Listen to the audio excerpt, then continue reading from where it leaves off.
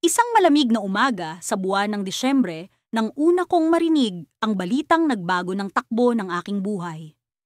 Ako si Maya at siya si Lucas, ang lalaking lumaban sa lahat ng pagsubok ng buhay kasama ako hanggang sa araw na iyon. Nakatanggap ako ng tawag mula sa ospital. Ang boses sa kabilang linya ay puno ng pag-aalala. Miss Maya, si Lucas ay naaksidente. Wika ng doktor. Para akong binuhusan ng malamig na tubig. Hindi ko alam kung paano ako nakarating sa ospital. Tila lumilipad ako sa ere. Nanginginig ang mga kamay at tuhod. Pagdating ko doon, nakita ko siya, si Lucas, nakahiga sa kama, tahimik at walang malay. Ang kanyang mukha ay puno ng gasgas at pasa. Ngunit ang pinakamasakit ay ang tila paglimot sa akin ng kanyang mga mata nang siya'y magising. Maya? Tanong nito sa akin, tila hindi sigurado sa pangalan ko. Ang kanyang mga mata ay puno ng kawalang katiyakan at takot, para bang hindi niya ako kilala. Oo, Lucas! Ako ito, si Maya. Sagot ko.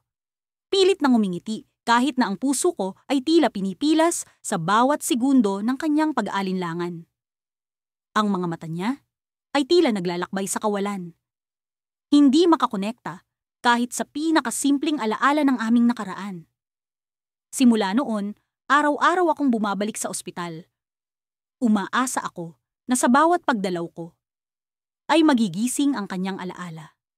Dinalhan ko siya ng mga litrato namin, ng mga bagay na mahalaga sa amin noon. Ngunit tila isang malalim na bangungot ang kanyang pinapasok at ako'y tila isang estranghero sa kanyang mundo. Sa bawat araw na lumilipas, unti-unting nawawala ang pag-asa ng ibang tao sa kanyang paggaling. Ngunit hindi ako sumusuko. Alam kong sa puso ko, nandoon pa rin si Lucas, ang Lucas na nakilala ko. Ang Lucas na nagmahal sa akin nang higit pa sa kayang ipaliwanag ng mga salita. Isang araw, habang naglalakad kami sa hardin ng ospital, hinawakan niya ang kamay ko. Ang init ng kanyang palad ay tila nagbigay ng kakaibang tibok sa aking puso. Maya, bakit ka nandito araw-araw? Tanong niya, puno ng pagtataka. Dahil mahal kita, Lucas, at alam kong babalik ang alaala mo. Hindi ko alam kung kailan, pero naniniwala ako na magkakaroon ng himala. Sagot ko. Pinipilit na maging matatag sa kabila ng aking pangamba. Ngunit sa likod ng aking mga ngiti, may kaba. Ano ang gagawin ko kung hindi na siya muling maaalala ang aming nakaraan? Paano kung ang taong pinanghawakan ko ay tuluyan nang mawala? Hanggang sa isang gabi, habang naglalakad kami pauwi mula sa ospital, isang kotse ang biglang humarurot sa kalsada, patungo sa direksyon namin. Nangyari ito sa isang iglap. Hinila ko siya papalayo, ngunit sa aking pagkatumba, nakita ko ang takot sa kanyang mga mata. Hindi ko alam kung ito'y dahil sa sasakyan o sa akin. Niyakap ko siya ng mahigpit at sa sandaling iyon, tila may bumalik sa kanyang isipan. Maya, bulong niya, puno ng panginginig sa boses. May naaalala ako. Ang mga salitang iyon ay nagbigay sa akin ng kakaibang kaba at pag-asa. Ngunit sa likod ng mga ito, mayroong bahagi ng akin na natatakot na baka ang naalala niya ay ang simula ng isang bagay na mas mapanganib kaysa sa anumang kaya kong harapin. Hindi ko maitatanggi. Ang araw na iyon ay tila isang bangungot na paulit-ulit na bumabalik sa aking isipan. Nang bumalik si Adrian mula sa ospital, ang pag-asang muling makilala niya ako ay nagmistulang isang bula na unti-unting nawawala. Walang bakas ng pagkilala sa kanyang mga mata, maliban sa isang malalim na pagkalito na tila bumabalot sa kami. Ngunit hindi ako sumusuko. Alam kong kahit na piniling limutin ng kanyang isipan ang mga alaala namin, ang puso niya, ang puso naming dalawa, ay hindi kailanman magagawang kalimutan ang aming pag-ibig. Kaya't araw-araw, bumabalik ako sa kanyang tabi, nagkukuwento ng mga karanasan naming magkasama. kahit minsang pumapasok sa isip ko na marahil ay nagkukwento lang ako para sa sarili ko. Minsan, nakikita ko ang pag-iiba ng ekspresyon sa kanyang mukha. Isang kilig na saglit na parang nakikilala niya ako, ngunit agad ding nawawala. Naglalakad kami sa parke kung saan dati kaming nagtatampisaw sa ilalim ng liwanag ng buwan. Inaalala ko ang mga tawanan, ang mga pangako. Dito ka nag-propose sa akin, tandaan mo, Adrian? Tanong ko? Kahit alam kong ang mga salitang iyon ay tila hangin lamang na dumadaan sa kanyang pandinig. Isang araw, nagulat ako nang siya'y magtanong. Bakit mo ginagawa ito? Bakit hindi ka nalang maghanap ng ibang taong makakapagbigay sa'yo ng mas magandang alaala? Hindi ko alam kung paano sasagutin iyon sa una. Ngunit naramdaman ko ang isang bagay, isang pag-asa. Ang kanyang tanong ay nangangahulugang nag-iisip siya. Hindi lamang basta-basta nagkukulong sa kawalan. Adrian, hindi mo ba nararamdaman? Kahit na hindi mo ako maalala ngayon, ang puso mo ay kilala ako. Hindi ito ang uri ng pagmamahalan na basta-basta na lang mawawala. Nandito ako sapagkat narito ka. Sapagkat naniniwala akong darating ang araw na babalik ang lahat ng alaala mo. Naputol ang aming pag-uusap nang biglang bumuhos ang ulan. Parang tugma sa aming sitwasyon, isang bagyo ng emosyon na hindi namin kayang pigilan. Tumakbo kami sa ilalim ng isang gazebo, habang dinadama ko ang malamig na patak ng ulan sa aking balat. Sa loob ng gazebo, habang pinapanood ko ang ulan na bumabagsak sa lupa, naramdaman ko ang init ng kanyang kamay na biglang lumapat sa akin. May naalala ako, bulong niya, na ang boses ay halos hindi ko marinig sa ingay ng ulan. Ang puso ko ay tumalon sa kaba at saya. Noong bata pa ako, natakot ako sa ulan. Pero may isang tao na nagturo sa akin na ang bawat patak ay isang himig na dapat pakinggan. Hindi ko alam kung ako nga ba ang taong iyon sa kanyang alaala. Ngunit umaasa ako. Adrian, ako iyon. Ako ang nagturo sa'yo. Sagot ko, puno ng pag-asang siya'y muling magising. Ngunit hindi siya sumagot.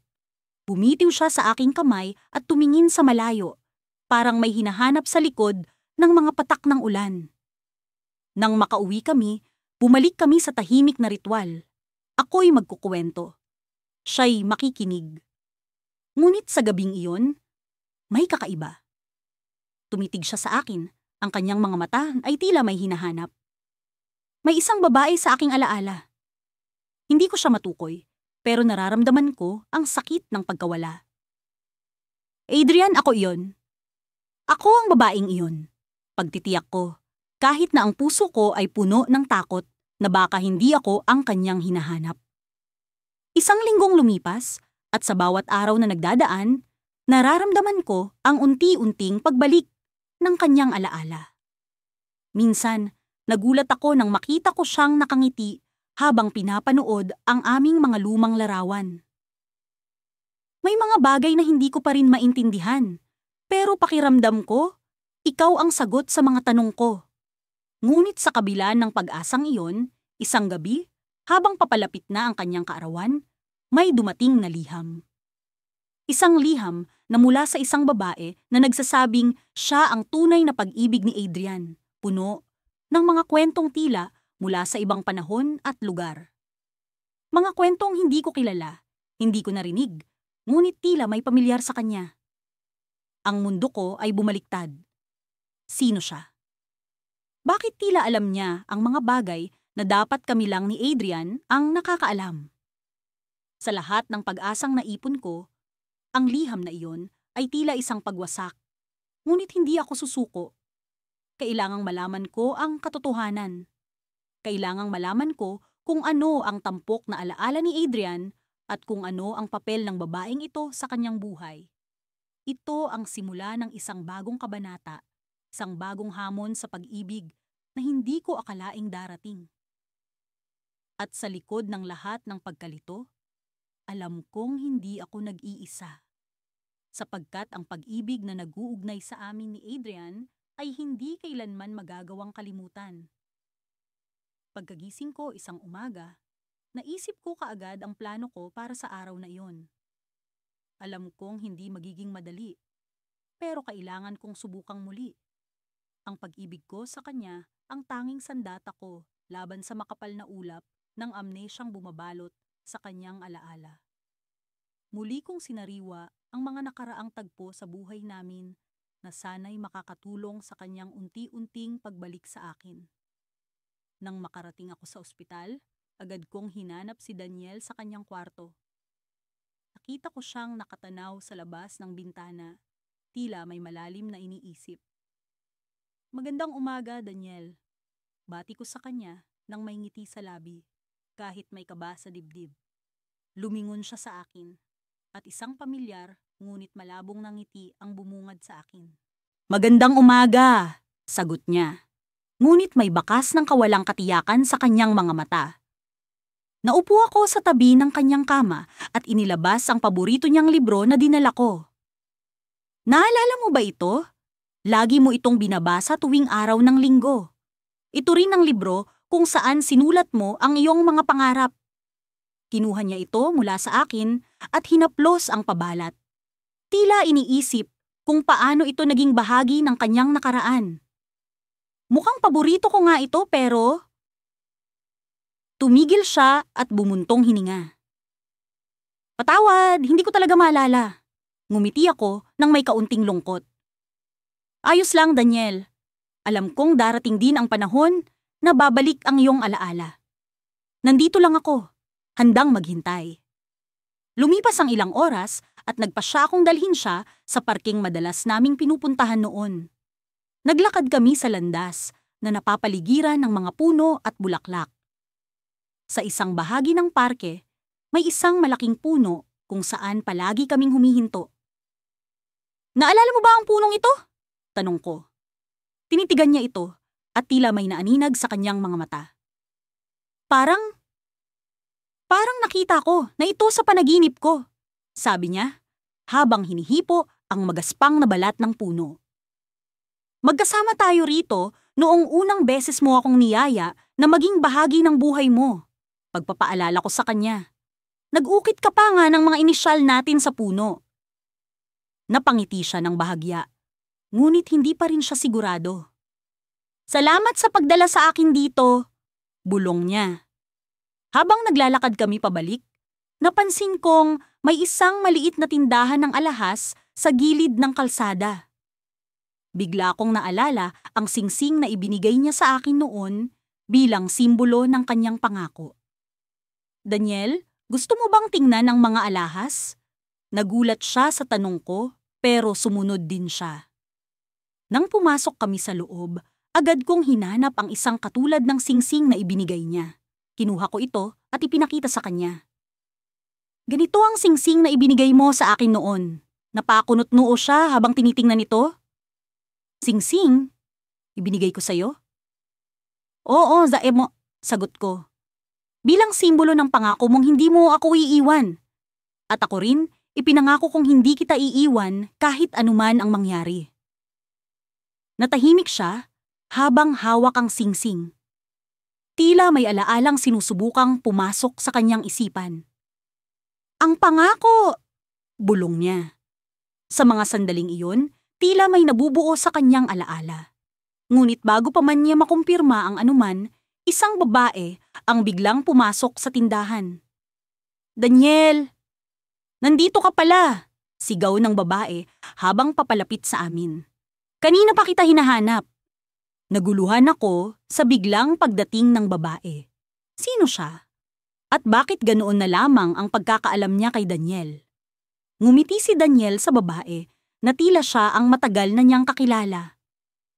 "Oh, Lisa! Pasensya na. Naglakad-lakad lang kami ni." "Sino nga ulit?"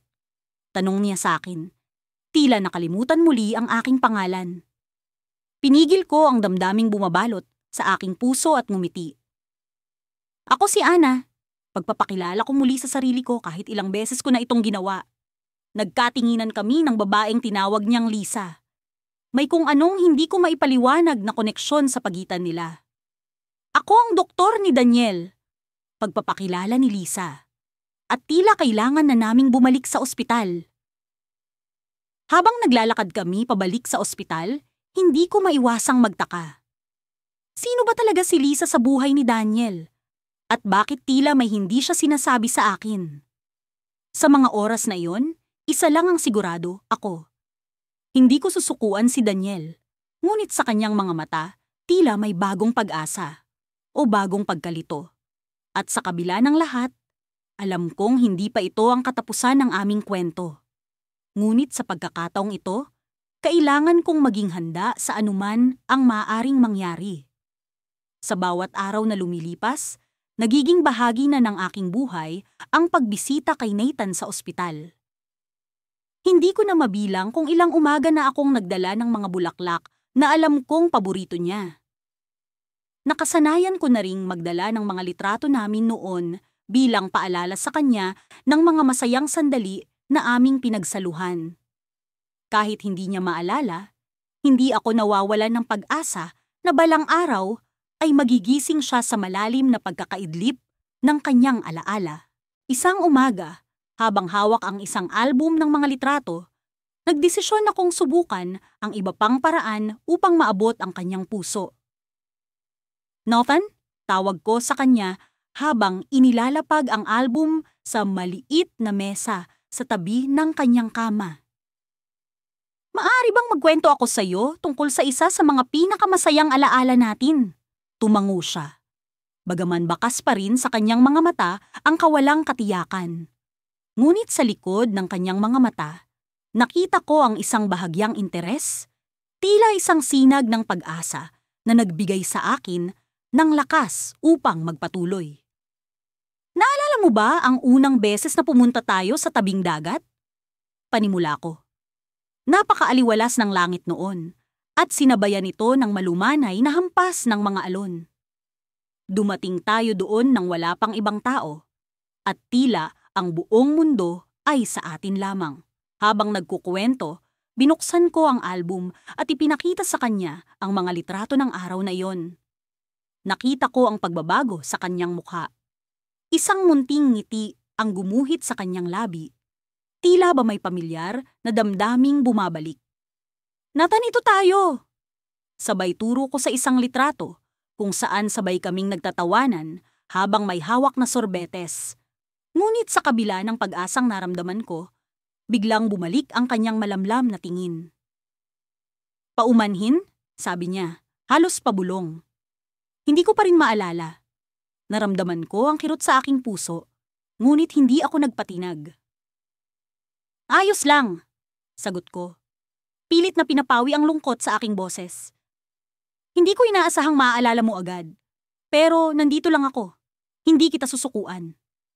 Nagpatuloy ang mga araw, at kahit na tila walang pagbabago, hindi ko inalis ang pag-asang isang araw ay magigising siya sa kanyang pagkalimot.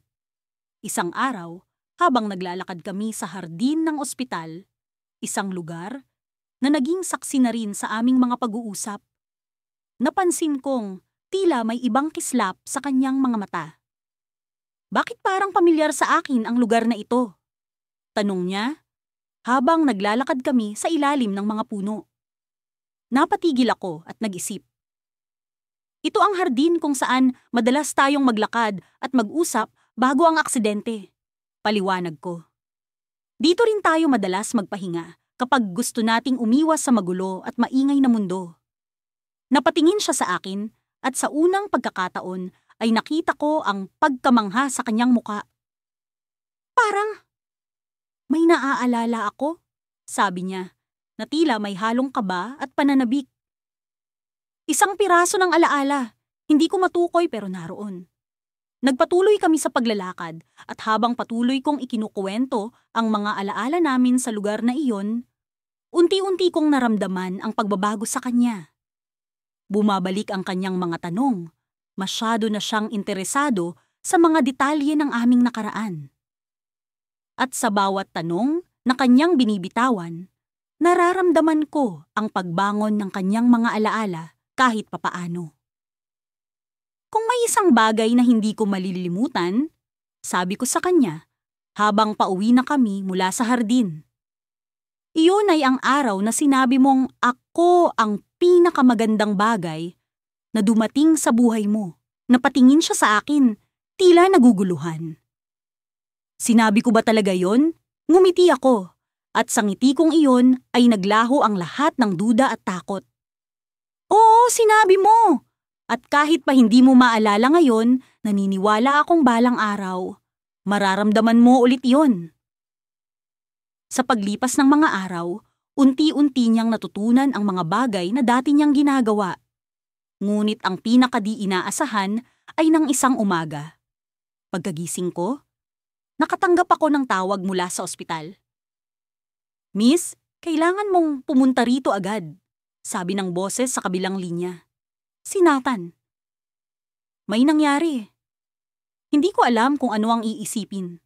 Tumakbo ako papunta sa ospital at habang papalapit ako sa kanyang kwarto, nakita ko siyang nakaupo. Tila may inaabangan. Nang makita niya ako, ngumiti siya. Isang ngiti na hindi ko pa nakita mula nang mangyari ang aksidente. Lumapit ako at bago pa man ako makapagsalita, inabot niya ang aking kamay. Alam mo ba, sabi niya na may halong pag-aalala at saya. Napanaginipan ko ang isang bagay kagabi. Panaginip na parang alaala. Napatigil ako, at sa pagkakataong iyon, naramdaman kong may malaking pagbabago. Ngunit bago pa man ako makapagtanong, biglang pumasok ang doktor. May kailangan tayong pag-usapan, sabi niya, tungkol sa kalagayan ni Nathan. Napatingin kami sa isa't isa ni Nathan, ang mga tanong na parang naglalaro sa aming mga isip. Ano ang ibig sabihin ng doktor? May pag-asa bang bumalik ang kanyang alaala? O may iba pang dahilan sa likod ng hindi inaasahang pagbabago? Sa mga araw na lumipas, tila walang katapusan ang pagdurusa. Ang bawat hakbang ko patungo sa kanyang pagdama ay tila palayo sa kanyang pagkilala. Ngunit sa ilalim ng mga bituin, sa katahimikan ng gabi, hindi ko maiwasang umasa na sa isang sulyap, isang ngiti, o kahit isang bulong, ay muling makikita ko ang dating siya. Isang umaga, habang bumubuhos ang sinag ng araw sa aming tahanan, nagpasya akong dalhin siya sa parke kung saan kami unang nagtagpo. Naisip ko, marahil sa lugar na ito ay may kaunting pag-asang magbabalik ang kanyang alaala. Ito ang paborito mong lugar, sabi ko, habang dahan-dahan kong kinukuha ang kanyang kamay. Ngunit sa kanyang mga mata, tila wala siyang naramdaman. Walang kibot, walang kilig. Habang naglalakad kami, ang simoy ng hangin ay tila nagdala ng mga bulong ng nakaraan. Naalala mo ba kung paano mo ako niligawan? Tanong ko. Pilit na pinapawi ang lungkot sa aking tinig. Ngunit nanatiling tahimik ang paligid, na para bang ang mga puno at damo ay nakikiramay sa sakit na nadarama ko. Sa ilalim ng isang malaking puno, umupo kami. Binuksan ko ang aming lumang scrapbook, puno ng mga larawan at munting tala mula sa mga masasayang araw. Ito tayo noong una mong sinabi ang mahal kita, sambit ko habang itinuturo ang isang lumang larawan. Kitang-kita sa larawan ang kanyang mga mata na punong-puno ng pagmamahal. Ngunit ngayon, ang mga mata niyang nakatutok sa larawan ay walang bakas ng pagkilala. Habang pinagmamasdan ko siya, hindi ko maiwasang mapansin ang kakaibang lungkot na nakapaloob sa kanyang mga mata. May kung anong kirot ang tila gumugulo sa kanyang isipan, ngunit hindi niya maipaliwanag. May isang bagay. Parang may kulang. Bulong niya. Ang mga salitang iyon, ang una niyang binanggit na nagbigay ng pag-asa sa akin. Para bang may kislap ng pag-asa na unti-unting bumabalik. Ngunit sa likod ng pag-asang iyon, ang takot ay tila nagkukubli. Ano nga ba ang kulang? Ano ang hindi niya maalala? Sa bawat araw na lumilipas, ang pag-asang bumalik ang kanyang alaala ay tila nagiging isang laro ng tadhana. Sa gitna ng aming pag-uusap, bigla siyang tumayo, na para bang may kung anong puwersa ang humihila sa kanya. May kailangan akong gawin, sabi niya, na para bang nagmamadali. Sinundan ko siya, nakaramdam ng kaba sa hindi ko maipaliwanag na dahilan. Sa kanyang pagtakbo, bigla siyang huminto sa harap ng isang taong nagtitinda ng mga bulaklak. Tulad ng dati, kumuha siya ng isang pulang rosas at iniabot sa akin. Ito ang ginagawa ko dati, hindi ba? Tanong niya, ang mga matay puno ng tanong. Tumango ako, hindi maipaliwanag ang saya at lungkot na magkahalo sa aking puso. Oo, ito ang ginagawa mo, sagot ko, habang pilit na pinipigilan ang pagpatak ng luha. Ngunit sa likod ng kanyang mga mata, may isang bagay na tila naglalaro, isang alaala na hindi niya maabot. Habang kami ay pauwi na, nararamdaman ko ang bigat ng kanyang iniisip. Ang bawat hakbang ay tila patungo sa isang bagay na hindi ko maipaliwanag. Bakit hindi ko maalala? Tanong niya, puno ng pag-aalala. Bakit kahit anong pilit ko? Hindi ko makita. Ngunit bago pa ako makasagot, bigla niyang hinawakan ang kanyang ulo na para bang may kirot na hindi niya maipaliwanag. May isang bagay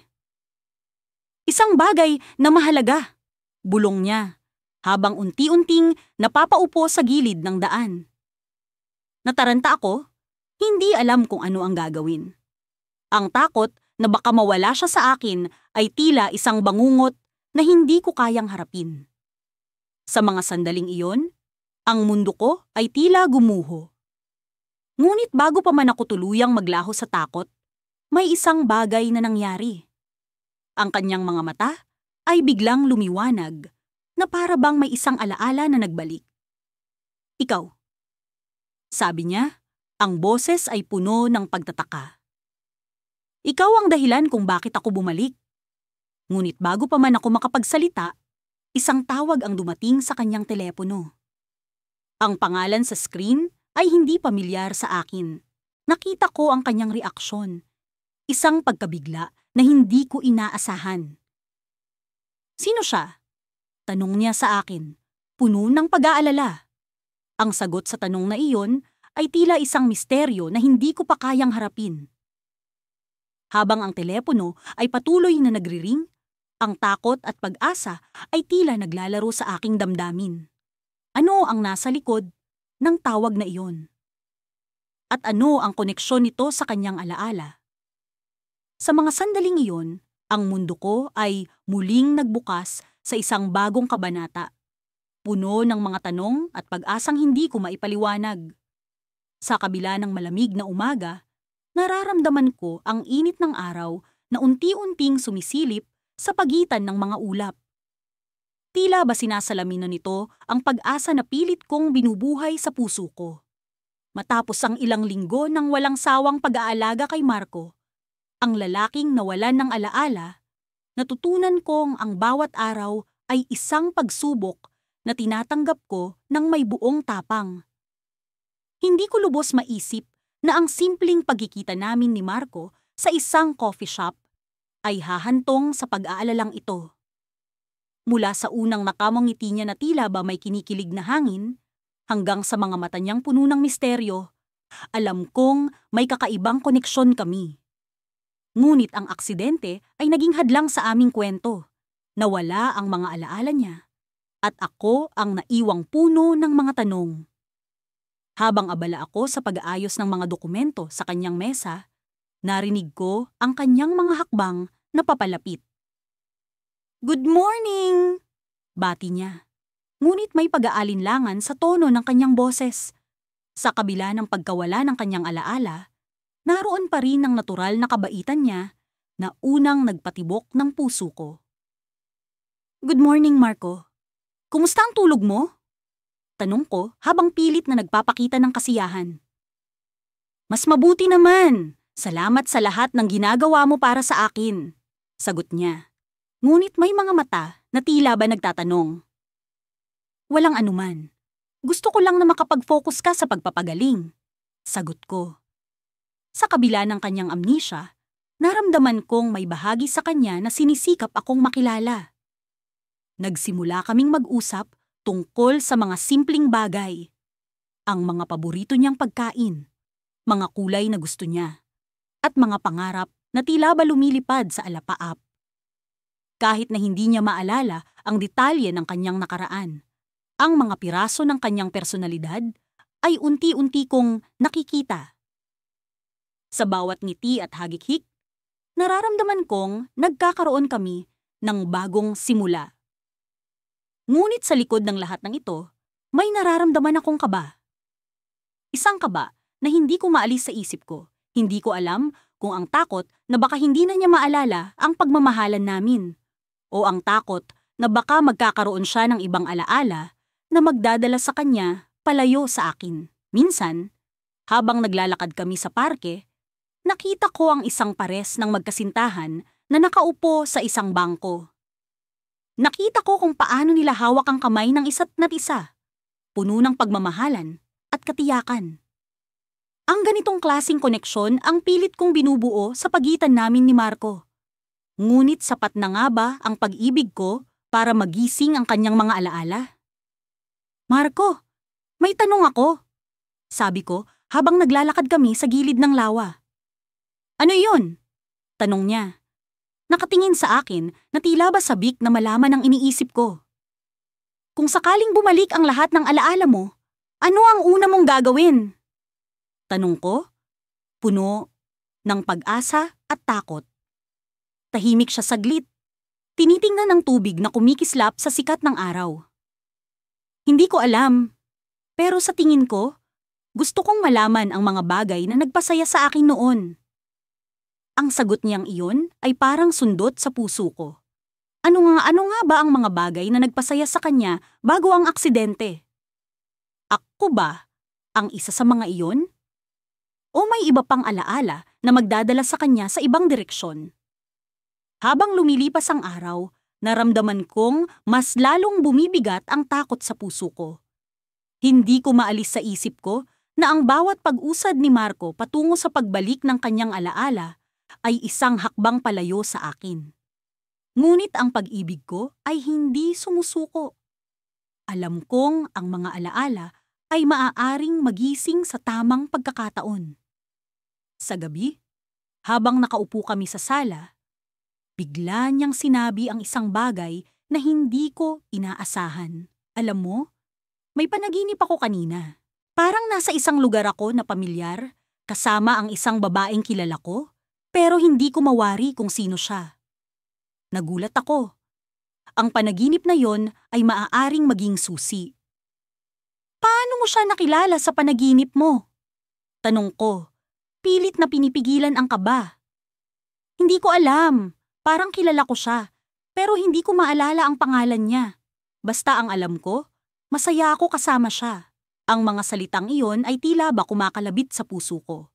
Sino ang babaeng iyon? Ako ba? O may iba pang bahagi ng nakaraan niya na nagtatago sa likod ng mga alaala? Habang nakatingin siya sa akin, nararamdaman kong may pag-asa pa.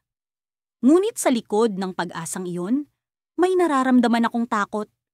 Paano kung bumalik ang kanyang alaala? At sa dulo ng lahat ng ito, ako pala ang hindi bahagi ng kanyang nakaraan. Isang gabi, habang naglalakad kami sa ilalim ng mga bituin, bigla niyang sinabi ang isang bagay na nagpatigil sa akin. Alam mo, minsan parang may mga alaala akong bumabalik, pero hindi ko sigurado kung totoo sila o hindi. Anong klaseng alaala? Tanong ko. Pilit na pinipigilan ang kaba sa aking boses. Mga alaala ng isang babaeng nagmamahal sa akin, pero hindi ko maalala kung paano siya naging bahagi ng buhay ko. Sa mga salitang iyon, nararamdaman kong may pag-asa pa. Ngunit sa likod ng pag-asang iyon, may nararamdaman akong takot. Paano kung bumalik ang kanyang alaala? At sa dulo ng lahat ng ito, ako pala ang hindi bahagi ng kanyang nakaraan. Nang magising si Adrian mula sa kanyang pagkakatulog, naramdaman kong may pagbabago sa kanyang mga mata. Parang may nagniningning na liwanag na dati ay natatakpan ng ulap ng pagkalimot. Hindi ko maiwasang mapalapit sa kanya. Umaasang ang liwanag na iyon ay magdadala ng pag-asa sa aming sitwasyon. Good morning, bati ko, pinipilit na maging masigla kahit sa kabila ng pagod at takot na nararamdaman ko. Tumango siya na may kaunting ngiti, ngunit alam kong may kulang pa rin. Good morning, balik niya. At sa isang sandali, naramdaman kong bumalik siya sa akin. Pero mabilis din itong nawala, katulad ng isang bulalakaw na dumaan sa kalangitan at naglaho. Habang nag-aalmusal kami, patuloy kong ikinuwento ang mga alaala namin. Ang mga araw na magkasama kami sa dalampasigan. Ang mga oras na ginugol namin sa ilalim ng mga bituin. Kahit pa ito'y mga kwento na paulit-ulit kong sinasabi sa kanya, umaasa akong may isa o dalawang detalye na makakapit sa kanyang isipan. Alam mo ba, Adrian, noong una kitang makilala, hindi ko talaga inisip na magiging ganito tayo. Sabi ko, medyo nag-aalangan, ngunit puno ng pag-asa. Nasa isang party tayo noon, parehong ayaw makisalamuha sa ibang tao. Pareho tayong nakahanap ng katahimikan sa isa't isa, napangiti siya. Ang kanyang mga mata ay tila bumabalik sa sandaling iyon, ngunit hindi ko pa rin sigurado kung totoong naaalala niya o kung nagpapanggap lang upang hindi ako masaktan. Ang pag-aalinlangan sa puso ko ay mas mabigat kaysa dati, lalo na't alam kong ang oras ay hindi bumabalik para sa kanya. Pagkaraan ng ilang oras, naisipan naming maglakad-lakad sa parke. Ang mga dahon ay nagsisimula ng magpalit ng kulay, tanda ng paparating na taglagas. Habang naglalakad kami, may isang batang naglalaro sa tabi ng daan na nagpaalala sa akin ng isang mahalagang alaala. Alam mo ba, Adrian, noong bata ka pa, sinabi mo sa akin na gusto mong maging astronaut? Lagi mong sinasabi na gusto mong makita ang mga bituin ng mas malapit. Tumigil siya sa paglalakad. Talaga? Hindi ko maalala yon.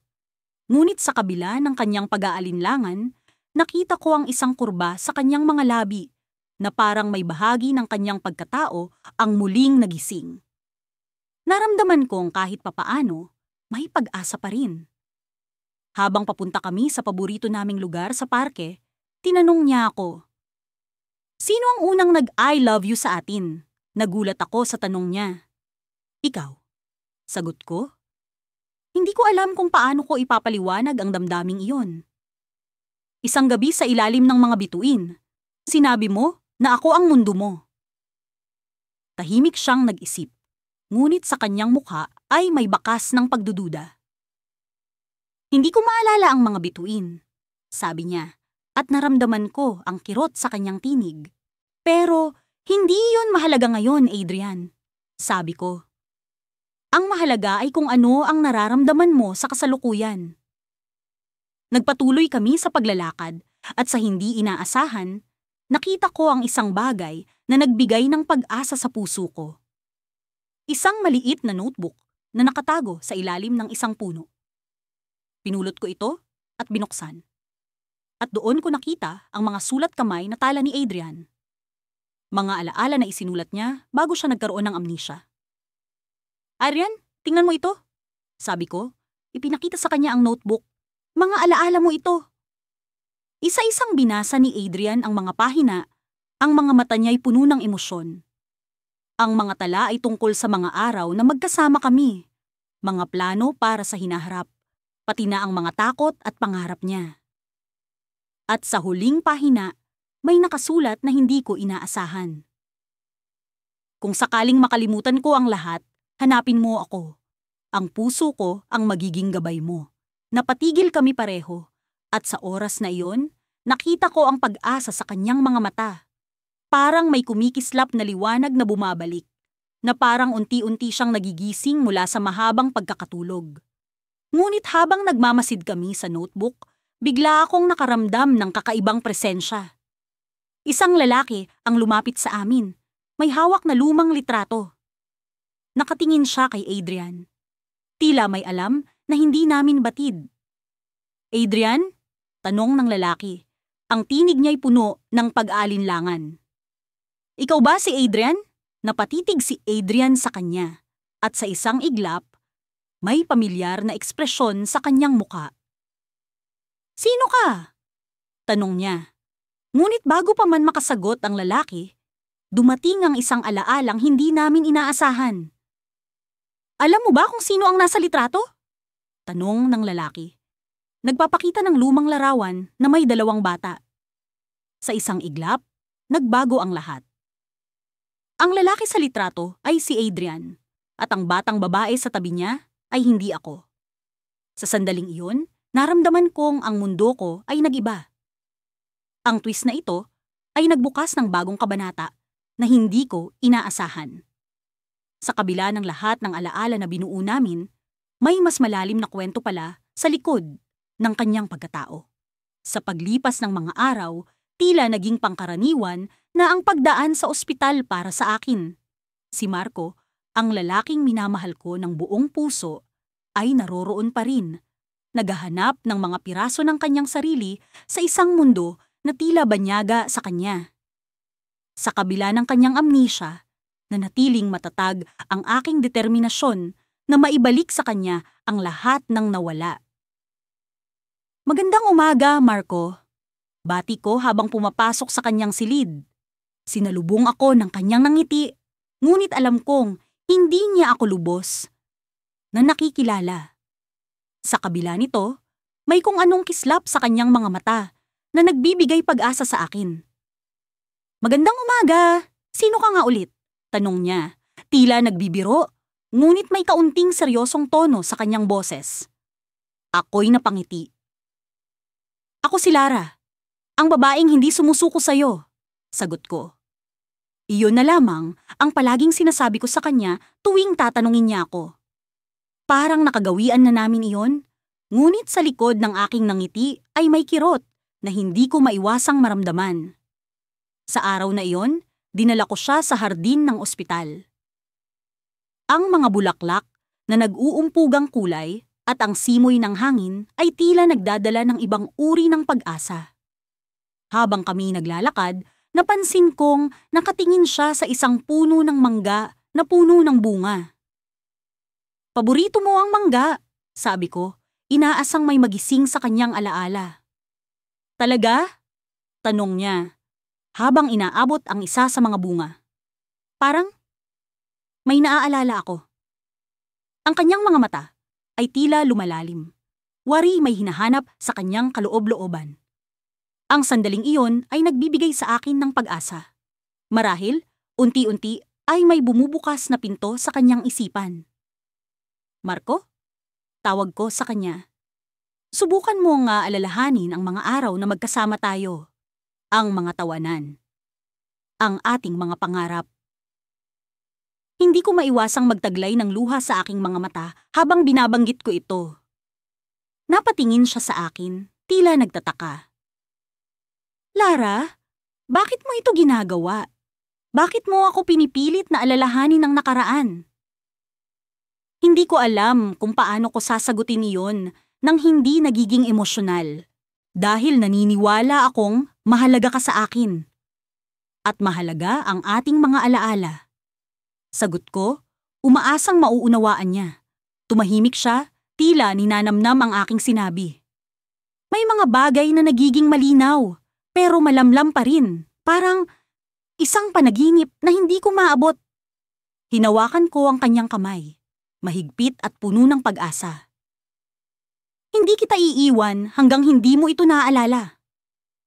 Nang bumalik kami sa kanyang silid, napansin kong may isang maliit na kahon sa ibabaw ng mesa.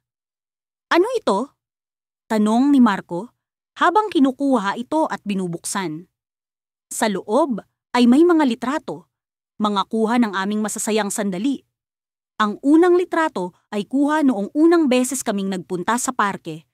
Ang ikalawa ay noong nagdiwang kami ng kanyang kaarawan, at ang ikatlo ay kuha noong gabi ng aming unang sayaw. Bigla siyang napapitlag. Ito ang parke, di ba? At ito ang kaarawan ko? Tumango ako. Halos hindi makapaniwala sa aking naririnig. Oo, Marco! Naalala mo? Tumitig siya sa akin. Ang kanyang mga mata ay puno ng emosyon. Bakit parang may bahagi ng puso ko na nagsasabing mahalaga ka sa akin? Ako'y napaluha sa saya. Hindi makapaniwala na unti-unti nang bumabalik ang kanyang alaala. Ngunit bago pa man kami makapagpatuloy, biglang pumasok ang isang doktor sa silid. Marco, kailangan na nating gawin ang CT scan mo ngayon, sabi ng doktor. Tila nagmamadali. Agad akong napatayo at hinawakan ang kamay ni Marco. Babalik ako agad, pangako ko sa kanya. Habang lumalakad siya palabas kasama ang doktor, hindi ko maiwasang makaramdam ng kaba. Alam kong may mga bagay na hindi ko pa rin kontrolado.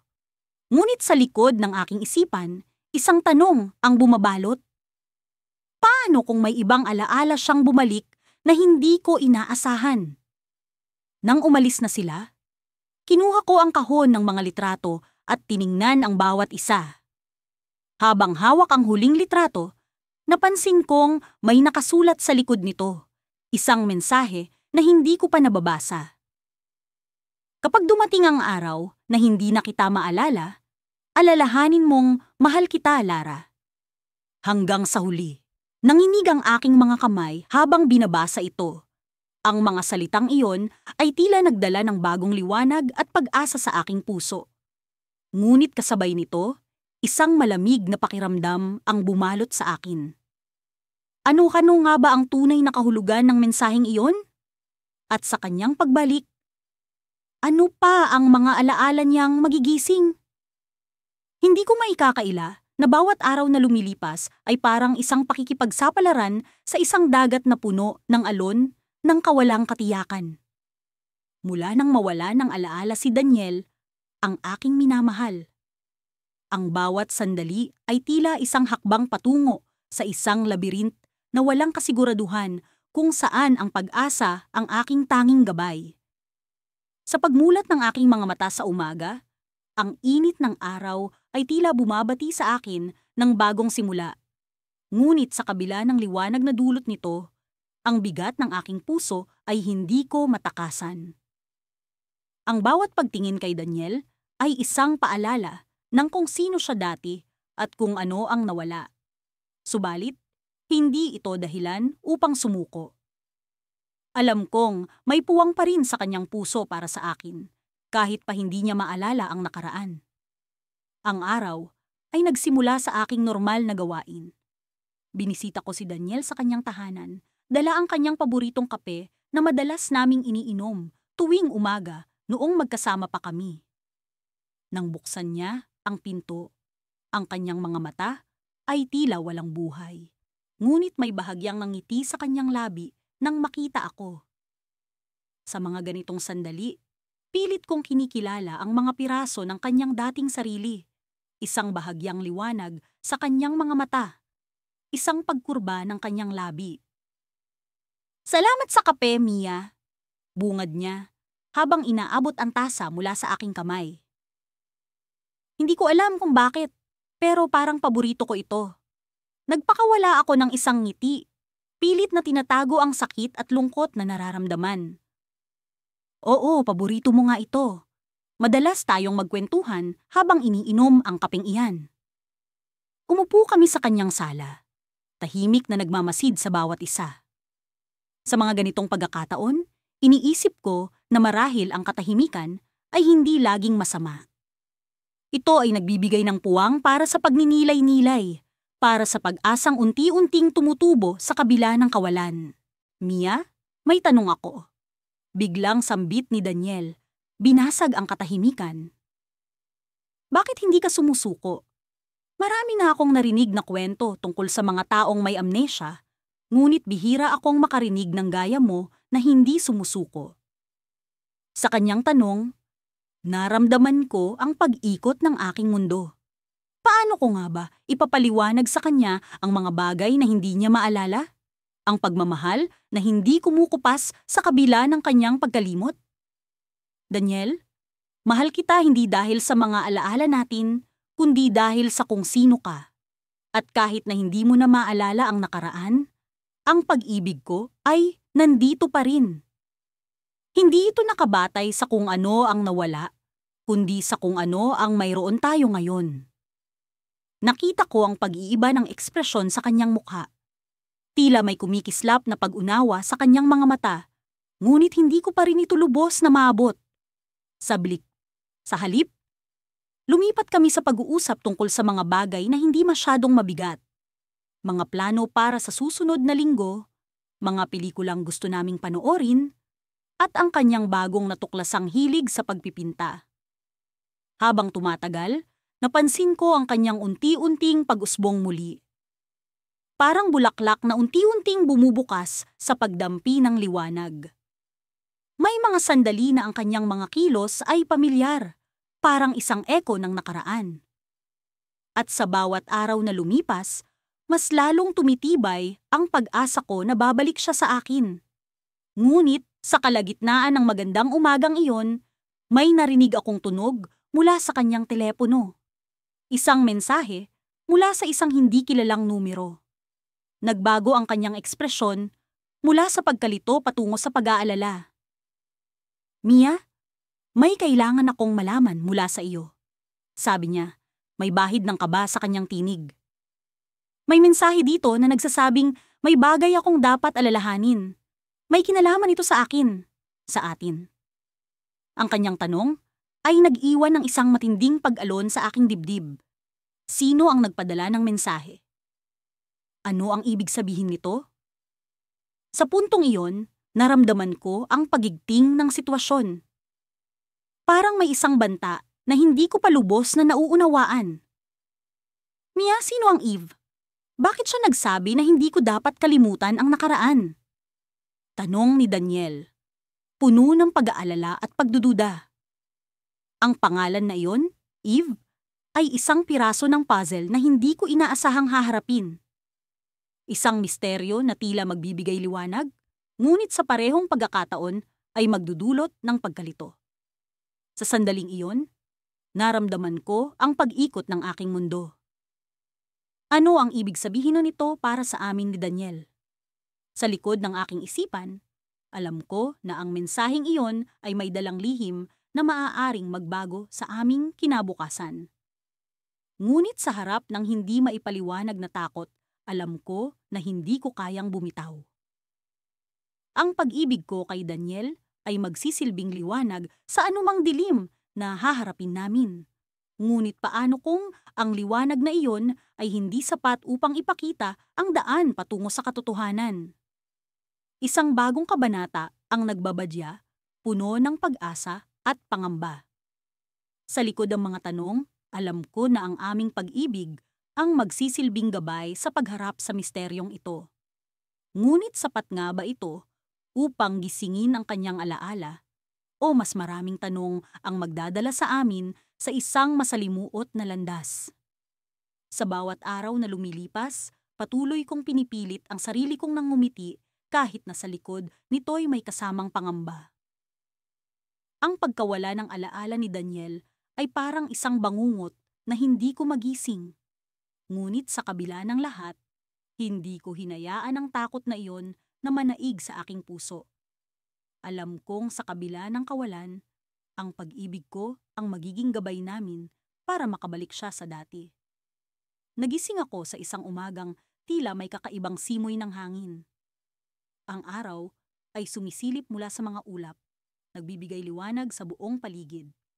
Sa aking paglabas ng kwarto, nadatnan ko si Daniel sa kusina, abala sa paghahanda ng umagahan. Isang simpleng kilos, ngunit ito'y nakapagbigay sa akin ng pag-asa. Bawat galaw niya ay parang musika sa akin, isang kanta na hindi ko pagsasawaang pakinggan. "Magandang umaga," bati ko sa kanya habang nilalapitan siya. Ngumiti siya, isang ngiti na palaging nagbibigay sa akin ng lakas. "Magandang umaga rin. Naalala ko kasi na mahilig ka sa pancake, kaya't sinubukan kong magluto." Hindi ko maalis ang ngiti sa aking mukha. "Salamat, Daniel. Kahit pa hindi mo maalala ang lahat, nandito ka pa rin. At iyon ang mahalaga." Habang kumakain kami, sinimulan kong ikwento sa kanya ang mga alaala naming dalawa. Ang unang pagkikita namin sa isang kafe, kung paano namin sabay na tinahak ang daan patungo sa tagumpay ng aming mga pangarap, at ang mga gabing walang katapusan ang pag-uusap. Bagaman hindi niya maalala ang mga detalye, nakikita ko sa kanyang mga mata ang kagustuhang muling makilala ang lalaking dating siya. Alam mo ba? Sabi niya habang nagliligpit ng pinagkainan. May mga pagkakataon na parang nakikita ko ang sarili ko sa sinabi mo. Parang may mga piraso ng puzzle na bumabalik. Napangiti ako. Kahit paunti-unti lang, Daniel. Mahalaga iyan. Hanggang sa mabuo ulit ang puzzle ng iyong alaala. Bakas sa kanyang mukha ang pag-iisip, isang pag-iisip na tila may hinahanap na sagot. May mga tanong na bumabalik sa akin. Mga tanong na hindi ko pa mahanap ang kasagutan. Ngunit alam kong may dahilan kung bakit kita natagpuan. Hindi ko maiwasang hindi madama ang isang kakaibang kaba sa kanyang sinabi. Anong mga tanong iyon?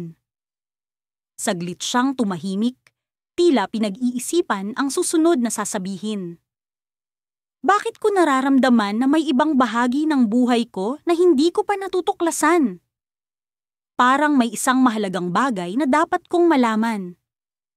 Hindi ko alam kung ano ang ibig sabihin nito, ngunit naisip kong baka may kaugnayan sa kanyang nakaraan.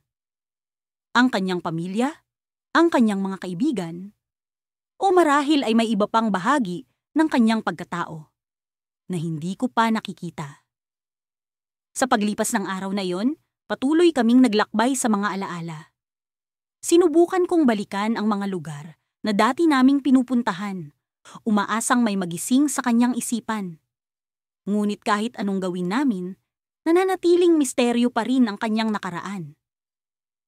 Isang gabi, habang nakaupo kami sa veranda at pinagmamasdan ang mga bituin, bigla niyang sinabi, "May napanaginipan ako at parang totoo ito." Nagulat ako. Ano ang napanaginipan mo? Isang masalimuot na ekspresyon ang bumalot sa kanyang muka. Isang babae. Hindi ko siya kilala pero parang may koneksyon kami. Bigla kong naramdaman ang malamig na hangin sa paligid. Sino ang babaeng yon? Bakit siya nasa panaginip ni Daniel? Hindi ko maiwasang makaramdam ng selos, ngunit higit sa lahat, takot. Tingin mo ba? Bahagi siya ng nakaraan mo?